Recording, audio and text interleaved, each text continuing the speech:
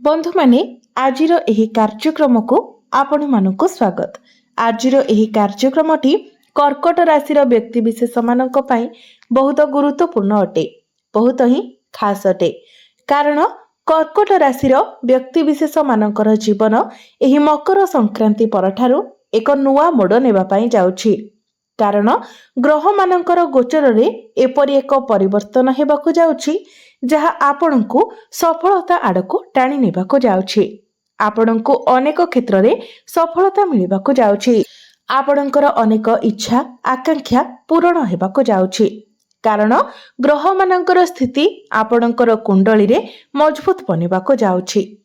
बंधु माने एही मकर संक्रांति दिन सूर्य आपणकर सप्तम भावरे प्रवेश करिवे। अन्य प्रमुख ग्रह माने मध्य आपणकर सप्तम भावरे प्रवेश करिवे, जहा फलरे अनेक क्षेत्र रे आपणको सफलता मिलिबाकु जाउछि। तो बंधु माने एही मकर संक्रांति परे केउ सब क्षेत्र रे आपणको सफलता मिलिबाकु जाउछि एवं केउ सब क्षेत्र रे आपणको सतर्कतार आवश्यकता रहिछि से विषय जानिबा पई आपण माने भिडियोटी को स्किप न करी शेष पर्यंत निश्चय देखंतु एवं भिडियोटी को लाइक करी चैनल टी को सब्सक्राइब करी दियंतु। कमेंट बॉक्स रे भक्ति एवं श्रद्धार सहित जय श्री जगन्नाथ जय मां लक्ष्मी निश्चय लिखंतु। तो बंधु माने आसंतु आरंभ करिबा आजिर एही कार्यक्रम को, जहा आपणकर जन्म राशि तथा चंद्र राशि उपरे आधारित अटे। तो राशि चक्रर 12 गोटी राशि मध्यरु चतुर्थ राशि हेउछि कर्कट राशि एवं कर्कट राशि राशिधिपति हेउछंती चंद्रमा। तो बंधु माने पूर्वरु आपणकर स्वास्थ्य रे समस्या देखा देउथिला। जॉइंट पेन, बैक पेन भली समस्या देखा देउथिला। पेटरे आपण जंत्रणा अनुभव करुथिले। आपणकर इंडाइजेशन भली समस्या देखा देउथिला। किंतु एही मकर संक्रांति ठारू आपण आपणकर स्वास्थ्य रे सुधार देखिबाको पाइबे। आपणकर पूर्वरु जो सब स्वास्थ्यगत समस्या रहितिला से सब दूर होइछिबो। आपणकर इम्यूनिटी सिस्टम स्ट्रांग हेबो एवं आपण निजको स्वास्थ्यवान अनुभव करिवे। आपणकर शिक्षा क्षेत्र कथा जदि कहिबा तो विद्यार्थी माने मध्य एही मकर संक्रांति परठारु निजर शिक्षा क्षेत्र रे बहुत अधिक उन्नति लाभ करिबाको जाउछंती। कारण आपणकर पंचम भाव आपणकर शिक्षा भावर अधिपति मंगल पूर्वरु आपणकर षष्ठ भावरे गोचर करुथिले। षष्ठ भावटी कुंडली रे भल बोली माना जाय न थाए। तो पूर्वरु आपणकर मन पाठ पढ़ारे लागु नथिला। शिक्षा क्षेत्र रे अनेक बाधा विघ्न मध्य सृष्टि हेउथिला। परीक्षा रे आपणको आपणकर परिश्रम अनुसार सफलता मिली पारु नथिला। किंतु एही मकर संक्रांति परे आपण देखिबे जे आपणकर शिक्षा क्षेत्र रे एक पॉजिटिव चेंजेस आसीबो। पाठ पढ़ारे आपणकर मन लागिबो, आपणकर एकाग्रता बढ़िबो। एही मकर संक्रांति परे जदि आपणकर किछि एग्जाम अछि, कॉम्पिटिटिव एग्जाम अछि, प्रतियोगितामूलक परीक्षा अछि, सरकारी परीक्षा अछि, तो सेथिरे आपण निश्चित भावरे कृतकार्य हेबे। कारण सूर्य आपणकर सप्तम भावरे रही आपणकर प्रथम भाव को देखिबे। तो आपणक मध्यरे कॉन्फिडेंस लेवल मध्य बढ़िबो एवं आपण निश्चित भावरे निजर लक्ष्य स्थल रे मध्य पहुंची पारिबे। पाठ पढ़ा रिलेटेड आपण किछि बड़ स्टेप नै पारंती। एही मकर संक्रांति परे जदि आपण किछि फॉर्म फिलअप करूछंती किंबा एडमिशन नेउछंती तो आपणक पई ताहा बहुत भल रहिबो। आपणकर प्रेम जीवन कथा जदि कहिबा तो पूर्वरु आपणक मध्यरे अनेक मिस अंडरस्टैंडिंग हेउथिला, मिस कम्युनिकेशन हेउथिला। छोट छोट कथा को नेकी आपणक मध्यरे जुक्ति तर्क कली झगड़ा हेउथिला। आपण परस्पर मध्यरु भूल बाहर करुथिले। किंतु एही मकर संक्रांति को आपण देखिबे जे धीरे धीरे आपणक मध्यरे सब किछि ठीक होई जिवो। पूर्वरु आपणक मध्यरे जहाँ भी किछि डिस्टर्बेंस थिला से सबुर समाधान होई जिवो। आपणक मध्यरे भल पाइबा बढ़िबो, बुझामणा बढ़िबो। आपण परस्पर को बुझी पारिबे। आपण दुई जण मिसी केवडे बुलिबाकू जाय पारंती। आपणकर प्रेम विवाहर रूप मध्य नै पारे।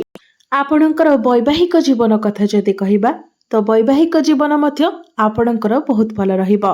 कारण आपणकर सप्तम भावर अधिपति वैवाहिक जीवनर अधिपति शनि आपणकर नवम भावरे भाग्य भावरे गोचर करुछंती। ଏହା ଫଳରେ ଆପଣଙ୍କର ଜୀବନ ସାथीଙ୍କର पर्सनाल एवं प्रोफेशनल लाइफ रे ग्रोथ आसीबो। आपणଙ୍କ ପାଇଁ आपणଙ୍କ ଜୀବନ ସାଥୀଙ୍କର ଭାଗ୍ୟୋଦୟ ହେବ।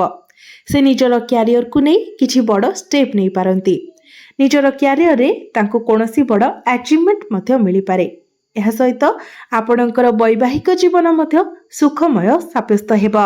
ଆପଣ ଦୁଇ ଜଣ ମିଶି କିଛି ବଡ଼ ପଦକ୍ଷେପ ନେଇ ପାରନ୍ତି। ଦୁଇ ଜଣ ମିଶି କେଉଁଆଡ଼େ ବୁଲିବାକୁ ଯାଇ ପାରନ୍ତି।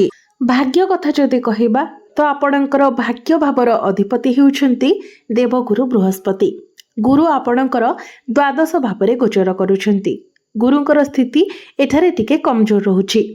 ତ ଆପଣଙ୍କର ଯଦି ସେମିତି କିଛି ଏମର୍ଜେନ୍ସି ନାହିଁ, अर्जेंट नहीं, तो आपण टिके अपेक्षा करनियंतु। जेतेबेले गुरु आपणकर प्रथम भाव को प्रवेश करिवे से पर्यंत आपण भाग्य संबंधित जहाँ भी निर्णय नेउछंती आपण टिके रहि जांतु। जेतेबेले गुरु आपणकर प्रथम भाव रे कर्कट राशि रे उच्चस्थ होई जिवे सेतेबेले संपूर्ण भाव रे आपणको आपणक भाग्यर साथ मिलिबो। भाग्य संबंधित आपण जहाँ भी निर्णय नेबे सेथिरे आपणको सफलता प्राप्ति हेबो। आपणकर क्यारियर कथा जदि कहिबा तो मकर संक्रांति ठारू मंगलंकर दृष्टि आपणकर दशम भाव रे ही रहिबो। कारण मंगल आपणकर सप्तम भाव रे गोचर करिवे एवं मंगल चतुर्थ दृष्टि रे आपणकर दशम भाव को देखिबे। तो निश्चित भाव रे आपणकर क्यारियर रे एक बहुत भलो परिवर्तन आसीबो। आपण निजको एनर्जेटिक फील करिवे। आपणकर जदि टार्गेट बेस किछि काम रहिछि तो टार्गेट आपणकर कंप्लीट होई जिवो। कारण मंगल आपणकर सप्तम भाव रे उच्चस्थ होई जिवे, जहा फल रे क्यारियर को नेकी आपणकर जहाँ भी किछि स्वप्न थिला, जहाँ भी किछि डिजायर थिला से सब फुलफिल हेबो। क्यारियर रे आपणको बहुत बड़ अचीवमेंट मिली पारे, किछि बड़ अपॉर्चुनिटी आपणको मिली पारे। जदि आपणक निकट रे चाकरी नाही, आपण चाकरीर अन्वेषण रे अछंती तो आपणको चाकरी मिलिबार मध्य बहुत अधिक संभावना रहुछि। कहिबाको गले संपूर्ण मात्रा रे संभावना रहुछि। तेणु आपण निज तरफरु चेष्टा जारी रखंतु। कारण सूर्य, शुक्र एवं बुध मध्य आपणकर केंद्र रे गोचर करिवे। तो सरकारी क्षेत्र रे मध्य आपणको लाभ प्राप्ति हेबो। जदि आपण सरकारी चाकरी करूछंती तो आपणकर पदोन्नति होई पारे, आपणकर दरमारे वृद्धि होई पारे। आपण निजर कार्य क्षेत्र रे प्रशंसित हेबे, सम्मानित हेबे। बिजनेस कथा जदि कहिबा तो बिजनेस एही मकर संक्रांति परठारो आपणकर भल रहिबो। आपण आपणकर बिजनेस रे ग्रो करिवे, किंतु मने रखंतु आपणको आपणकर क्रोध, आपणकर एग्रेशन उपरे नियंत्रण रखिबार अछि। जेहेतु मंगल एवं सूर्यंकर दृष्टि आपणकर प्रथम भाव उपरे रहिबो तो आपणक मध्यरे टिके क्रोध देखा देबो, एग्रेशन देखा देबो एवं आपण आपणकर सामना वालांको किछि एपरि कहि देई पारंती जहा तांको हट करि पारे। तेणु आपण जेतेबेले किछि कहउछंती तो भाबी चिंती कहंतु एवं जेते पारिबे निजको पोलाइट रखिबा पई चेष्टा करंतु।